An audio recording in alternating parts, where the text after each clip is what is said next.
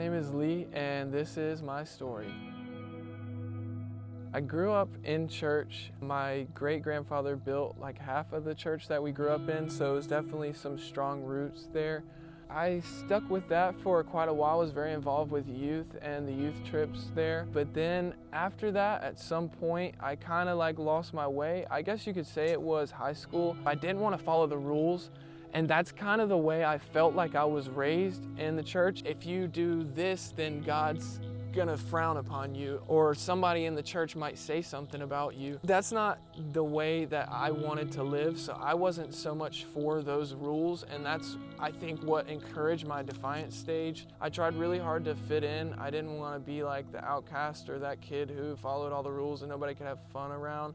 I was definitely focused on having fun and living it up, but I wasn't really paying attention to the decisions I was making. All of this came to a head when I was in college. I was back home for summer, and I was coming back from a July 4th party, was racing my stepbrother back down the street that I lived on, about a mile from my house. I don't know exactly how fast I was going, but it was somewhere in the neighborhood of 100, and I tried to pass in a curve, which was not my best decision.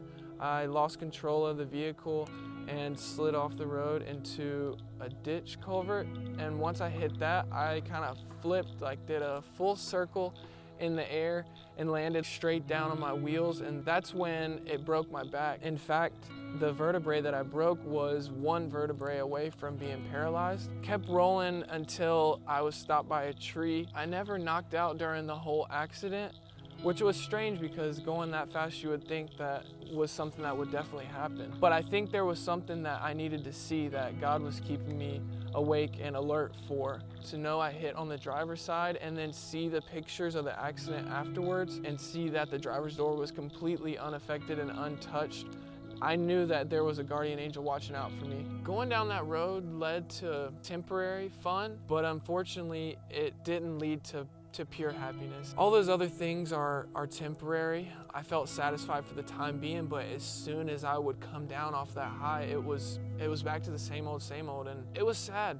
I felt like, what is my life coming to? What is my purpose? And so it was at that point that I realized that I should seek out God and figure out why exactly my life was spared and what I needed to do with it. A little while later, after my recovery in the hospital, I had gotten a letter in the mail, and it said, "Be still and know that God is always with you, especially in this time." And that really stuck out to me because I was questioning if God was with me during my defiant stage.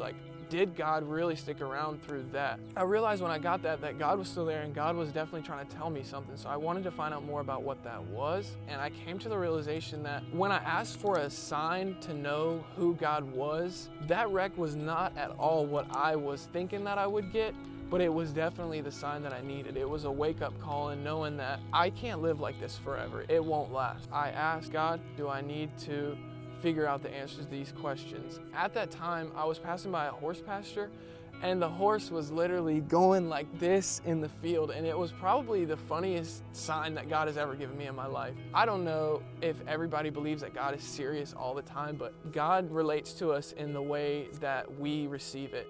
At that point, I realized there was no going back. I had to pursue this wholeheartedly. So that's what I did. I tried my best to get plugged into a church. And then when I came here to Focus, I really felt this is it. Even though it had the big church feel, I felt like people are still connected to each other and people were nice and welcoming. And it was just exactly the atmosphere that I was looking for. As soon as they were available, we got plugged into a life group, and it has been life-changing. So when I got plugged into Full Life, which was Ed and Yvette's life group, I really noticed just that sense of community, that sense of accountability, and that's really kept me going strong throughout all of this, especially with what's going on right now. The first night I was there, we shared our stories. Yvette noticed something in me. Even from my first time being there, she told me that I have a gift. It's not often that I had anything that was impactful to give anybody, and finding my purpose was such a struggle for me that when she said that, I really felt, wow, somebody values me, and this is where I need to be. And that's when I realized that my purpose wasn't really in the accident. It was more along the lines of how this has changed me as a person and how this has strengthened my walk with Christ.